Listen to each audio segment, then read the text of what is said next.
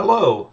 Before I begin this chess strategy review of a game featuring a closed position, I would like to invite viewers to please leave comments or requests on what type of chess material they would like to see in future videos. So anything you would like to see, openings, endgame, strategy, tactics, any suggestions or something you would really like to see on this channel, please leave a comment and let me know.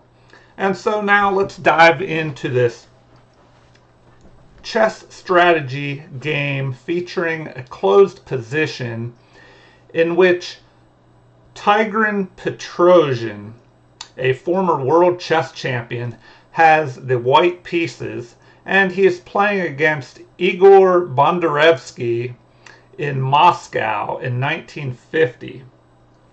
And Petrosian was known for playing positionally, being a very solid, tough player.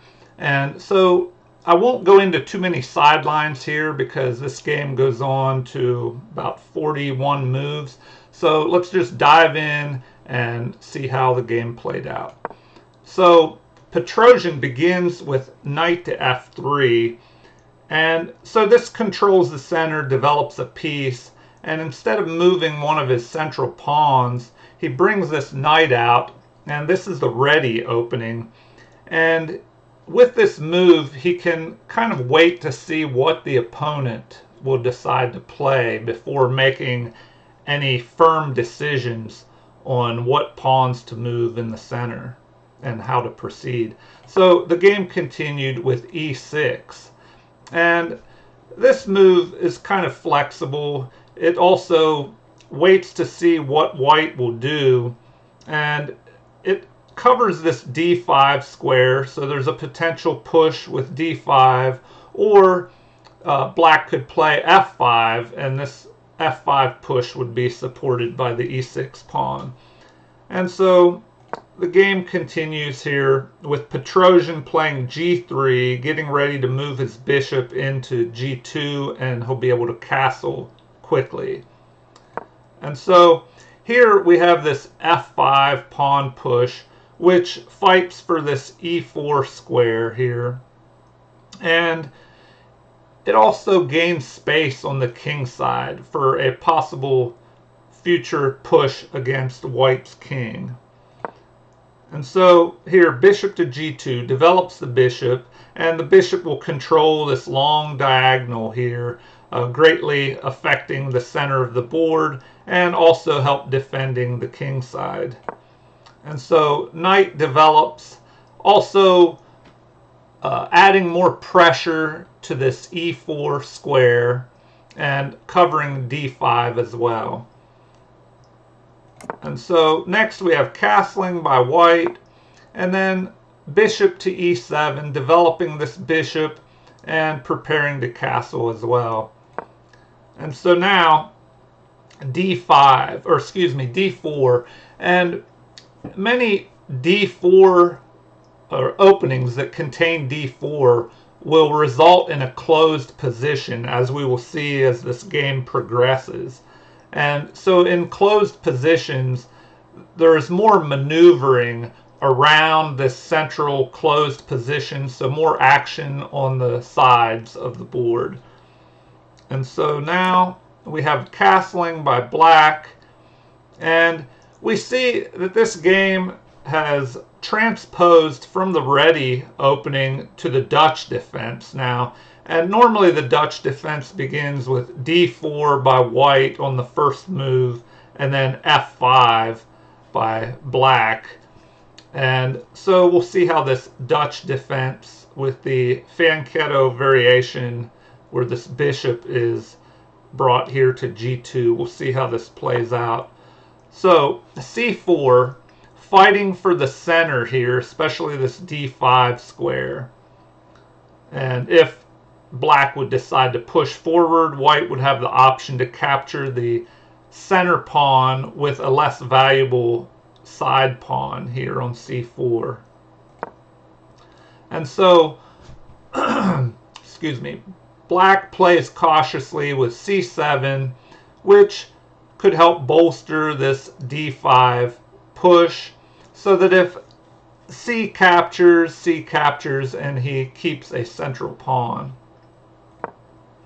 And the queen moves off the back rank, and here gives more room for the rook to possibly move here to d1. And now we have a queen move by black here to e8, which could give the queen an avenue of attack by utilizing this diagonal and a possible move down here to h5. And so knight development by white. This knight will help fight for this e4 square, and if the knight decided to jump into the position, white could just capture the knight and come out ahead a pawn. Okay, so here finally black pushes forward to this d5 square, and white has to make a decision to open up the position by capturing, to push forward and close the position even more, or to just play another move developing. And so here we have this knight on f3 jumping into e5 into this outpost here, which is a great square for knights anytime you can place them into the enemy's position where they cannot be chased away by a pawn. And so this is a solid spot for this knight where it covers squares in the enemy's position here on c6, d7, f7, g6. And so black in this closed position would like to dislodge this great knight that white has placed here. And so this move develops the knight off the back rank, but immediately attacks this knight here on e5, which is white's best placed piece at the moment, and black would like to remove that piece. And so rather than trading, white retreats the knight here. And so with this move, this knight keeps an eye on this e5 square along with the bishop. So when the piece is on e5, it can't really control the e5 square, but by moving back, now it is attacking with the bishop and places more control on that e5 square. And also we see here that white has a little bit more space, not too much more yet, but if he pushes forward, he will keep black cramped. And because this pawn is on e6, already black's position is cramped. So if you're in a cramped position, usually it is a good idea to exchange pieces off, especially if your opponent has more space, because then they will have pushed their pawns forward, and if pieces are traded off, it will be harder to defend all that extra space with less pieces, and vice versa for black. If black trades off pieces in a cramped position, it will give his remaining pieces more breathing room, more space to maneuver, so they don't get in each other's way in this cramped position. And so here, black jumps down into white's side of the board, and here f3 could chase this knight away, but the knight is also attacking the d2 knight, trying to exchange off pieces here. And so instead of attacking immediately with f3, where black could attack and trade pieces, here white just remaneuvers his knight up to f3, avoiding exchanges and placing another piece that eyes this e5 square here. And so now the knight retreats. threatening to attack this c4 pawn. And so we have b3 protecting this pawn. And here, b5, putting more pressure on this c4 pawn. And this may have been a mistake on black's side. Not a big mistake, but here it will allow a push forward, cramping black's position even more. And perhaps b6 would have been better to prevent this forward movement of the pawn, as we'll see here. And so the pawn moves forward to c5, attacking the knight, gaining space, and further cramping and ensuring that black's position will be cramped for many moves to come here. And so the knight retreats, that was under attack, and here we have white gaining space on the queen side. And after a trade and capture by the rook, we have this weak isolated pawn that is under pressure from the rook on a4, but white also has a backward pawn here that could come under attack as well. And now black is looking for avenues of attack, trying to improve the placement of his pieces in this cramped position. So he moves his bishop to f6, eyeing this d4 pawn. And so white develops the bishop off the back rank, and also keeps an eye on the d4 pawn, and perhaps fights black's rook for this diagonal here in the future. And now we have a6, this pawn push, where it will be protected by the bishop and the rook. And finally, a knight jumps back into this valuable e5 outpost. And so immediately black takes the opportunity to exchange off pieces here. And perhaps he anticipated a further exchange of pieces with a recapture by the knight. But here we have a pawn recapture, grabbing more space and forcing this bishop back. So the bishop retreats, and black's position is extremely cramped. And so white presses forward, locking in this cramped position that he is forced on black. And so now the center is closed here. This pawn could move forward but would be captured. So most likely this pawn formation will remain in this setup for quite some time. And so now we have the rook trying to grab this open space here, this open rank, file. And now doubling of rooks on the a file. And black moves his rook forward, putting pressure on this pawn on c5. And so here we have the bishop, the knight, and the rook all piling up on this pawn. So white presses forward with the b pawn, guarding this c5 pawn, preventing an attack here by black. And black, running out of moves in such a cramped position, lashes out on the king side, pushing forward here with his h-pawn. And now white ignores this, taking time to better develop his pieces, moving his bishop up to help cover this b4 pawn, which is important in helping to also cover the c5 pawn.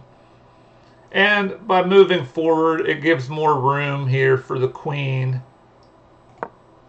And the h-pawn pushes forward, attacking g3.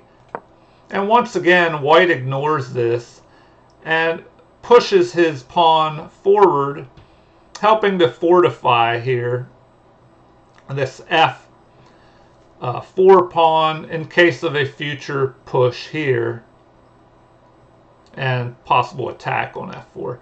Okay, so now we have the knight retreating back here to keep an eye on this A6 pawn, also guarding the C6 pawn.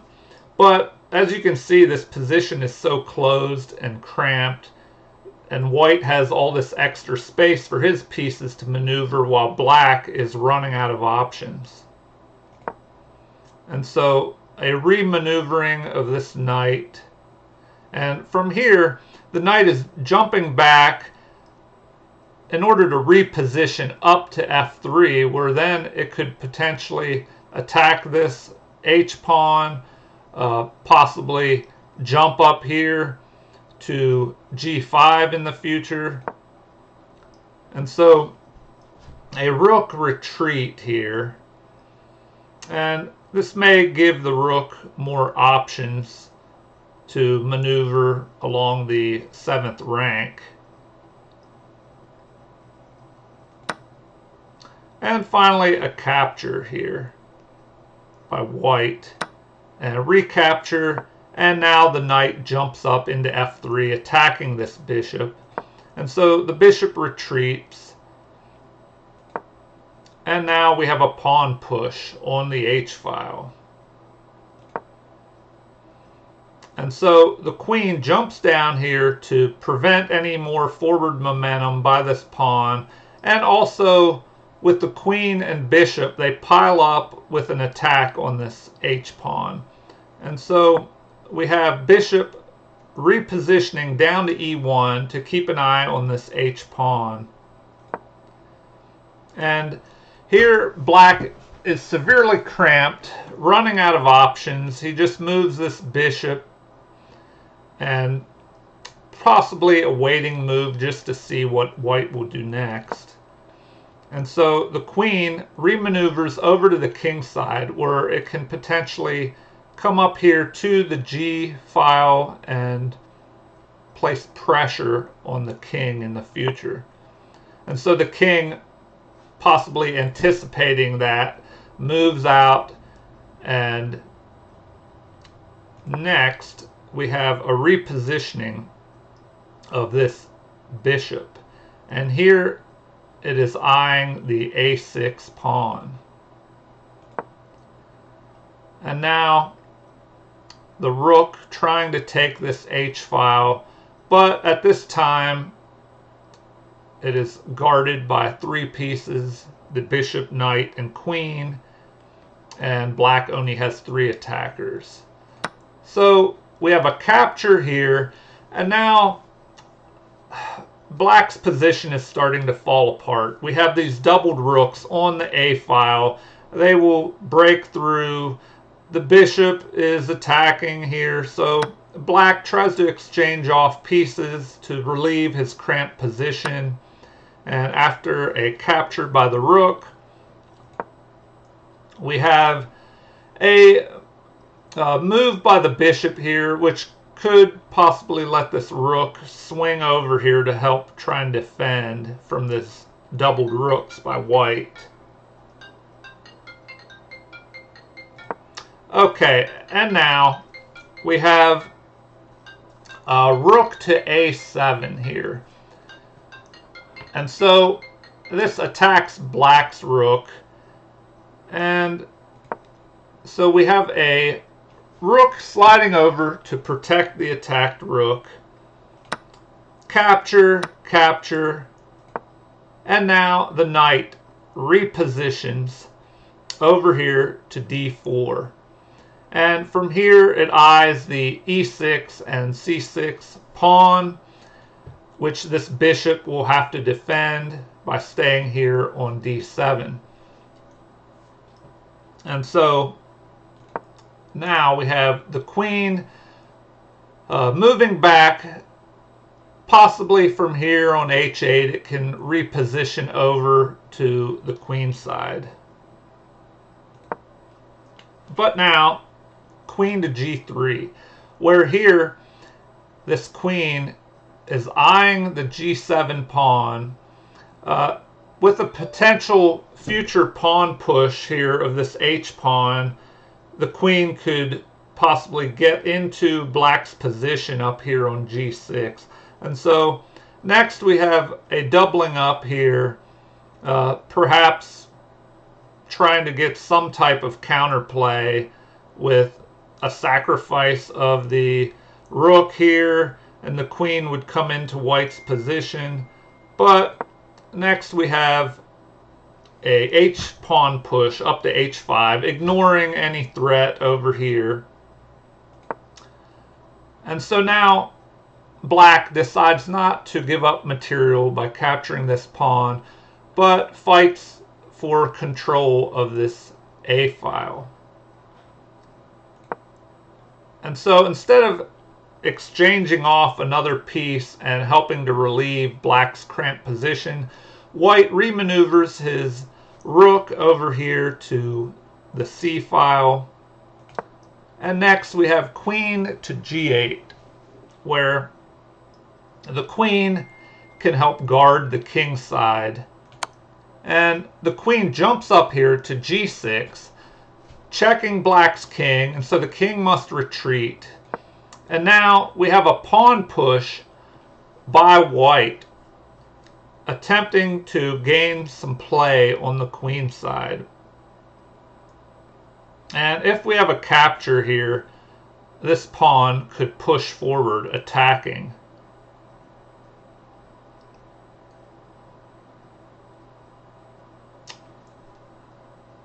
All right, and so in this position, we have black once again trying to trade off material, attacking the queen. This queen move is ignored, and so the pawn is captured, attacking this bishop here. And a retreat. So if I go back a few moves, probably after this b5 move, it looks like black's still behind here because he's so positionally cramped in this closed position that his best move, it looks like the computer is recommending bishop takes c5 here. But no matter what black does, he's in trouble. Even c takes b5, it is showing that that's even worse. So anyway, if we play on here, the queen attacks white's queen. We have a pawn capture. The bishop is forced to retreat. And here, black resigned as his position is so cramped. And there is a possible threat of white moving his rook over here to the b file and then jumping up to pin this bishop to the king. And so because of this severely cramped position, and also there's a threat here, once this bishop is pinned, there's a possible knight invasion here, capturing on e6, checking the king. The queen and the knight are piled up on this, so if the rook moves to b1 and is able to swing up here and pin this bishop, then the knight will invade. And I don't know, it's just not looking good for black overall. And so in this closed position, we see that play takes place on the sides around the locked up center. And also the side with the cramped position will try to exchange off pieces to give his remaining pieces more room to breathe, to maneuver. And the side with more space will avoid exchanges until they can be done so with some type of advantage. And also in this game, there's a lot more maneuvering when the position is closed, as opposed to a open attacking tactical position. Here the games are longer and slower, and a lot more positional maneuvering involved. And so it will be up to you to decide whether you prefer open tactical positions with a lot of attacking, or more slow maneuvering games where you can avoid all the crazy tactical positions, but then there's a lot more strategy involved and long-term thinking about where you will place your pieces and what exchanges you should make. And so I hope you've enjoyed this chess strategy review of the closed position featuring Tigran Petrosian, the former world champion, versus Igor Bondarevsky, played in Moscow in 1950. And if you've enjoyed this game, please like and subscribe, and also feel free to leave comments or suggestions, especially any comments on what future material you would like to see on this channel. So thank you and have a great day.